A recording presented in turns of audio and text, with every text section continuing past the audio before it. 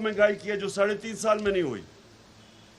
तो ये जो लोग आए हैं, सुने जरा मेरी बात, ये लोग अवाम पाकिस्तानियों के लिए नहीं आए। ये एक उनका एजेंडा जो लोग इनको लेके आए हैं, जिनके ये गुलाम हैं, एक उनका एजेंडा जिसमें आपके सामने है कि रूस का हिंदुस्तान 40% कम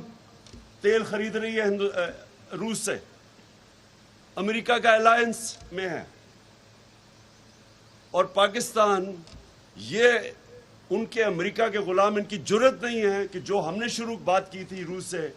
सस्ता तेल खरीदने के लिए, इनकी जुर्रत नहीं है वो तेल खरीदे। इनका वो